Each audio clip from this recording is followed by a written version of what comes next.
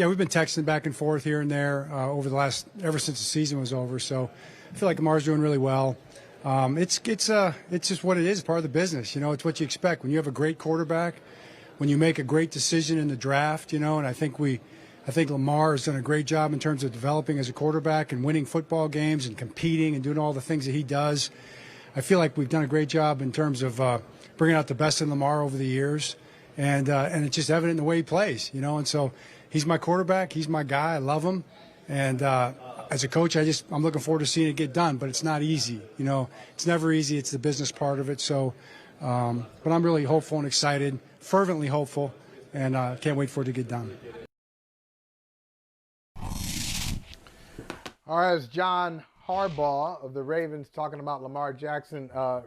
Reeta Hubbard, the NFL chick, is here. And Reeta, I feel like we're always talking about Lamar Jackson, the Ravens. See, here's the problem. To quote Jim Trotter, who was quoting James Baldwin, essentially, and I'm going to paraphrase. So I'm going to quote and paraphrase at the same time. I don't go by what you say. I go by what you do. So the Ravens say all these wonderful things about Lamar Jackson, and here we are, and nothing's happening. So what's your read on this, Reeta? Something's not quite right here. I mean, Eric DeCosta said that they have been talking, and so, that appears to be a good thing. And, they're, like you said, they are saying all the right things. I think that them not putting the franchise tag on Lamar as of yet maybe says that they're trying to get a deal done before they have to put the tag on, which comes up next week. But ultimately, all of this is just talk. And Harbaugh is just the coach, right? Of course he wants Lamar back. Lamar does the most with what they have, which, from a certain skill player perspective, it's not a ton. So you want Lamar back, right?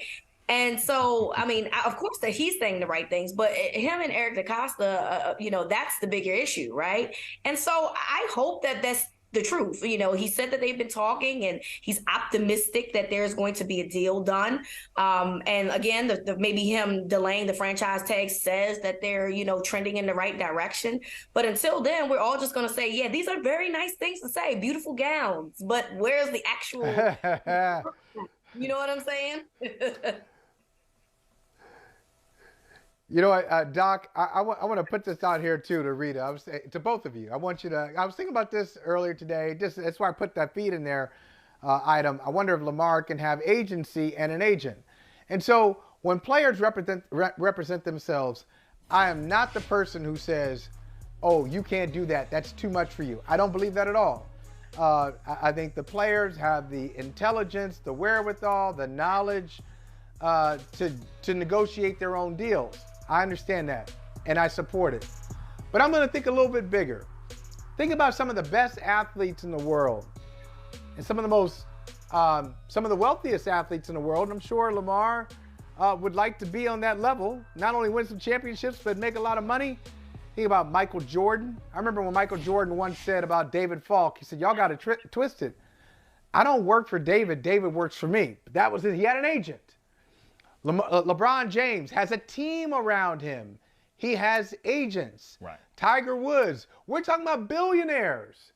And so I wonder if Lamar can get the agency that he wants, but also to get some of this crap away from him, perhaps hire the right team. Maybe it's that he doesn't want an agent. Maybe he just has the wrong team, marketing, business team around him, to kind of get him to that next level so he can stop being involved with this. What do you think? What do you both think of this? Reeta, you first, and I want to hear Doc. I've been an advocate of him having some type of representation. I can do my taxes. I can change my tire. I can do all of those things. But am I good at it? Is it somebody else that has more experience than me that can do something that maybe I'm not good at doing? Yes. I tried to do my taxes one time, y'all, and it didn't work out too well, by the way. But that's just me. Right. Ultimately, even if he doesn't want to have like an agent, I do think that he has to have someone with some experience. And I know we like to sit here and say, oh, LeBron James built up his team and those guys, they built those guys. We're going to completely ignore the fact that they had marketing and experience and they were working at an agency to gather that experience and those connections. That to me is very disingenuous when people say stuff like that. So I definitely think that Lamar, he's so polarizing, right? And after 2019, there is no excuse that Lamar shouldn't have been on every commercial. If I could see Baker Mayfield on a commercial at every single time that there was a commercial break for the NFL, then I should be able to see Lamar Jackson, who has more accolades at this point in his career than Baker Mayfield. And I think that a lot of that does have to do with the fact that he doesn't have representation. And again, I'm not suggesting that he has to get an agent, but I do think that you need to get somebody with some experience. Lamar should be maximizing his likeness. He should be maximizing him as a football player. And in this case, I think you need someone with experience to do that. Holly, I'm going to say this up front to anybody here, anybody watching. This used to happen to me more times than I appreciated back when I was a poor graduate student. I was in traffic court all the time. And no matter how right I was about when I parked my car and when I paid the meter or when I paid the ticket, I kept getting fined. Because at the end of the day, the system is rigged so that if you do not have a lawyer in traffic court, you're gonna pay. Even if the lawyer doesn't do anything except show up 5 minutes before you're supposed to go up, talk to the judge, they talk about how they played golf last weekend, and you get out without any points. That is the system. The NFL, you could talk about Lamar, you could talk about Bobby Wagner. The NFL is a system made up so that agents do the primary work. I don't think Lamar lacks commercial opportunities because he doesn't have an agent. I think that's in part because he is the kind of image of blackness that some commercial outlets aren't comfortable with. Ooh. Let's just be honest about that. Wait a minute. Has to do with the hair, has to do with the presentation. Let's be real about the world that we live in, right? Because if it was about accolades, then you would always have a lot of these black athletes getting a lot more commercial. You could go all the way back to Doug Williams. But at the end of the day, when it comes to hardcore money and negotiating, you have to have an agent. And unless there is a massive change in the economic structure of the NFL, they will always have players at a disadvantage under those circumstances. Can I add to that though? You mentioned the point about traffic court and about the relationship between the attorneys and the judges. I think that applies as well to agents and marketing companies. They have relationships too, very personal ones. And so a lot of these deals do come because of the personal relationships that these guys have with these companies. And so what that you know these guys, right? So what that it comes that way? If I'm going to get some money because you're friends with the marketing rep at Nike, or if you're friends with the marketing rep at said insurance company, then that's what I'm going to do. It does a lot of times also come down to who you know and who's connected. And I think that people have to, unfortunately, that's just the way of the world. And you have to maximize those opportunities when you know someone or you're working with someone that can put you in positions that maybe you wouldn't have the opportunity to do like now. You know, I want to talk to y'all about something else too. It is, and I'm going to be personal here. I'm going to tell y'all something about one of my deepest fears. I already told Michael Smith earlier this week about my fear of knives. I just have a fear of knives. I don't even have to be around them. I watch somebody on TV, like these chefs on TV, cutting stuff up, and I just look at those. And all I can focus on, I can't hear what they're saying. All I can focus on is the knives and looking at their fingers, and I'm always nervous around knives. So I have a fear of rats. I mean, it's like, it freaks me out. Rats. Okay. So, and can I tell you? Can I tell you why? Now, growing up, our landlord, my grandmother, didn't cover an open sewer, like a drain pipe, in our basement. It was uncovered. Rest in power. Love her. Okay, but she didn't cover that up. So one day, I was like 11 years old, went downstairs, and I saw something next to that drain pipe. We lived with my grandfather. I saw something next to that drain pipe. I said, that ain't a mouse. That's a little big. I said, Grandpa, I think there's a rat in the basement. He said, you mean there's a mouse? I said, no. I think there's a rat down there. It wasn't dead. It's a true story. My grandfather killed it with his hands. Oh no, come on. Like Martin, like the episode of Martin, that ain't no damn puppy. He killed it. He killed it. But anyway, since that moment, 11 years old, anytime I hear a story about rats, I freak out. So the Jacksonville Jaguars, y'all hear about this? The NFLPA put out its workplace conditions survey. The Jaguars had rats in their locker room for a month. Oh my God. And they made the playoffs. Hey, somebody say, but God. Come on. Really? I mean, hey. How do you go to work? How can you even go to work like that? I don't want to ever hear another NFL owner poor mouthing when they can't even handle a rat problem in their damn locker room. I don't ever want to hear any other NFL coach. I don't want to hear any NFL owner say, we didn't have money for this, that, and the other. When you got Pizza Rat and Mickey and Fievel running through the locker room of these guys who are making you billions of dollars. I'm not shocked by that. I'm not shocked by that report, but it just makes me all the more pro-player and anti-ownership. I mean, seriously. And then you hear the story about the Cardinals charging their players to eat and to use their facilities, I guess, in the offseason. That's crazy to me. You're a billionaire dollar franchise, and you can't allow the people that work for you, that make the money for you on the field, to eat for free. I think that's the most ridiculous thing I've ever heard. Like, and if you're a player that's potentially a free agent, I'm not even thinking about the Cardinals or the Jags, because I'm not playing with rats. And I don't want to have to pay for my food. I'm sorry, I'm not doing it. Right. And you know what, Reeta and Doc, in all seriousness, Doc, go ahead, because I know you got something to say on this. Go ahead. You go first. I was just going to say, for years and years and years in the NFL, the cheapest franchise in the league was the Bengals, right? They were the Spirit Airlines of the NFL franchises for years and years and years. But now we're seeing that even as NFL profits have skyrocketed, TV deals and everything else has skyrocketed, we got more and more teams being cheap. That's why I'm saying these players deserve to get every single dime they can, because these owners are making money hand over fist and still operating as if they can't make a profit. I think this is, first of all, props to the NFLPA. I know what J.C. Treader said. You got a future in politics, J.C. Well said. He said, hey, I don't bring this out to call anybody out, to embarrass anybody. We put this out in good faith, thinking that, we know some of these owners, once they see the conditions, will improve. Now, that's what you said, but I think it was brilliant what you did. We need to know this. I love that the NFLPA put out this report. Some of the details are shocking. It's not just the rats in Jacksonville. It's not just paying for your food in Arizona, or paying to get into the facility. How about some of these roommate situations, teams that don't have family rooms? I think it was Jacksonville again, where moms were changing diapers on the bathroom floor of the public bathroom. I mean, just like all this stuff. So I think this is offensive, though. And I want to see change from every NFL fan. I don't care what team you root for.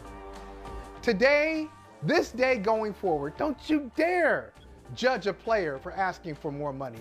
Don't you dare say these guys make enough already, because they may make a lot of money. They don't make as much as the guys who are paying them, and they're out there risking their lives, literally. We have new CTE studies every week, every month from Boston University.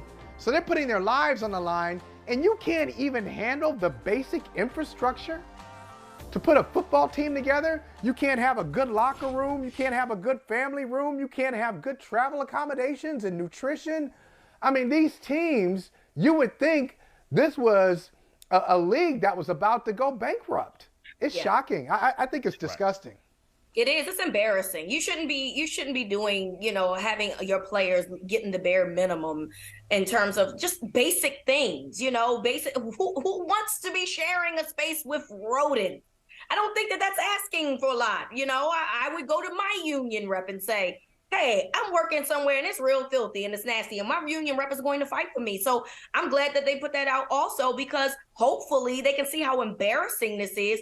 And you didn't even mention some of the other franchises who had worse grades across the board too. And that's another thing. It's like, I don't even understand how you gotten to this point. And I understand that, the assets are not necessarily the same, but to me, that's all excuses. You're making enough money to give the guys that work for you the basics. The basics. I'm not saying that it has to be a club in the locker room. I'm just asking for roommates to not be with me when I'm trying to get in the shower. I don't think that that's much to ask for. That's right.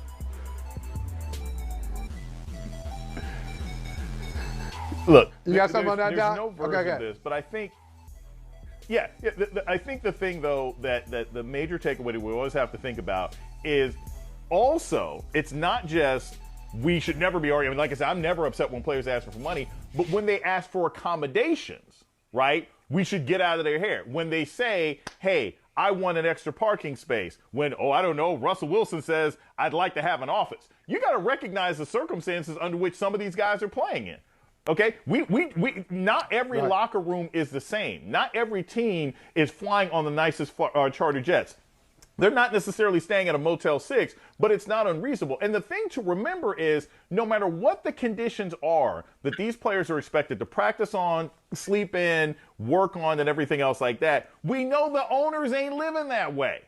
We know the owners ain't living that way. Now, everybody understands that part. So if the owners wouldn't live that way, if the owners wouldn't come into a locker room that's got rats, if the owners aren't having to pay 25 cents to use the bathroom, if the owners aren't having to buy their own lunches, I'm fairly confident that they should be reasonable enough to understand that their players don't want it either. And when players want special privileges, sometimes it's to counter the bad behavior and the poor circumstances that they're forced to live and work under. And I always say this. We don't treat enough athletes as if they're laborers. They're superstars, but they're also laborers, and labor always deserves respect. And I think that's a great point. That's the disconnect. That's a very good point. So that's the disconnect. We view them as superstars because of their salary, because us as regular people, we're as laborers, we don't make that much money, so we feel like we can't relate. But in this case, I feel like it is completely relatable. They have to go to work, and you want them to feel comfortable. If their families are there, why don't you want their families to feel comfortable? If they have to travel, why can't their conditions be just at the minimum clean? So I agree with you. That's the biggest disconnect, is the money line, because we can all relate to those things, but we think because they make a lot of money, they should be able to just deal with it. And that's ridiculous. I'm going to tell you about one of my biggest surprises. It's not the biggest, but one of the biggest surprises from these report cards, because I just kind of bounced around and read about, certain teams. Like, I wonder what's going on with them. All right, let them know what's happening here. Just a lot of good takeaways. But before I get there, I'll say, like, even a team like Buffalo, which did well, the Buffalo Bills, like, their players love the training staff. They love the locker room, which really surprised me. Their facility is 50 years old. It's not a new stadium. So they really like their weight room, and they like all this. Even a team that did well, you know what their complaint was? Their nutritionist works for the Bills and the Sabres, the hockey team. Okay, like, once again, like, y'all, like, why do the NFL teams do this? Y'all got it. You got an abundance. You have a surplus of capital. You can hire a full-time nutritionist for the Buffalo Bills and a full-time nutritionist for the sorry Buffalo Sabres. You can do that. You got to be the same person. But I'll say, here's my biggest surprise, Reeta, and bring it full circle right back to you. I know the Ravens fired their strength coach last month. What I didn't know and what I didn't expect was to see an F- for the Ravens, an F-. Didn't even know you could have a minus and an F, but I didn't know that. I didn't know that. And trust me, I'm somebody who knows about the low-end theory when it comes to grades, okay? I don't think I never got an F-. So do you think, and I'm starting to hear some, like, I started off talking to you about Lamar. Mm-hmm. I mentioned the F- with the Ravens. I hold the Ravens in such high regard, so this is shocking to me. Maybe not to you, because you follow them more closely than I do. And then Rashad Bateman deletes his tweet today when he's going to Eric DeCosta saying, hey, stop capping, stop that. You know, the reason you ain't got wide receivers, you ain't doing your job. But he deletes that tweet. What's going on with the Ravens? I'm starting to see some hints and smells of dysfunctionality. I mean, look, sometimes, you know, it got to be broken down to be built back up. I think that the situation with Steve Saunders is 2 years too late. He should have gotten fired after the COVID debacle because he allegedly was the one that brought the COVID into the locker room, in which the Ravens missed all of those players and they had to delay that Steelers game. Then the following season, they had a record amount of injuries and people on injured reserve. That was an issue as well. And then you started hearing Derek Wolfe, former Raven and Broncos, so he came out and started talking about the mistreatment he got from the training staff as well. And then after that grade went out, some other former players came out and made the comment about Steve Saunders. So, okay, firing him was right, but the timing is wrong. This should have been happened. Clearly, this was an issue inside the organization, and you guys waited too late to make the change. Although, okay, I'll give you a little bit of credit for finally doing it, but a little bit too late. The Rashard Bateman situation, I think, to me, is just basically a misunderstanding. He didn't watch the video, I don't think, because he came back and apologized. What Eric DeCosta was basically saying is he holds himself accountable for what the wide receivers were or lack thereof. But I don't think that was a snipe at Bateman at all. I think he was talking about the rest of the room. And that wasn't a secret around here, guys. After Rashard Bateman, they had James Prochet, Tylan Wallace, Devin Duvernay, and then they went out and got a 35-year-old Deshaun Jackson. The wide receiver room absolutely needs to be upgraded. That's an absolute fact. I don't think that meant anything about what he was saying about Bateman. I think he was just making a point that I've swung and I've missed in some other situations and I could do better there. And that's absolutely true. The problem is that, you know, when you don't see context in things, sometimes the miscommunication happens and then the bleeding continues. And so he said what he said. And then I think he was told what it really meant. And then he apologized. But we all saw it. I mean, you can delete it, but we saw it. You were upset. Yes, and that's understandable. You were upset because with the Steve Saunders situation, the segue for that is Rashard Bateman didn't have an injury until he came into the National Football League in 2021, was injured both seasons. So to me, that tweet was him being upset about Saunders, him being upset about how Greg Roman used him in that offense. And those are things that I think we can absolutely understand. You haven't been healthy. You weren't really utilized the way that you thought that you would be when you were available and healthy. And so luckily for them, the Ravens have made two decisions in letting both of them go. I just think that they did this a little bit too late. And then now everybody's just kind of, you know, they firing the shots. And that's just what it is. They're going through it right now. But I hopefully they can deal with this and build it back up, because some people do need to be held accountable. Well, listen, Reeta, we always love hanging out with you. Think about what we talked about today. Man, we talked some football. We talked about going to court with a lawyer and without a lawyer. Okay, we talked about rats. We talked about rats. We ain't talking about John Moran. We can do that another day. Another day. I know you got opinions on that. You got to come back and talk about John Moran. Good to see you, Reeta. Always a pleasure. Guys. Talk to you guys soon. Hey, thank you for watching Brother from Another. If you haven't hit that subscribe button, go ahead and do that now. Don't forget, you can catch us 3 to 4 weekdays on PeacockTV.com and on Sirius XM Channel 85.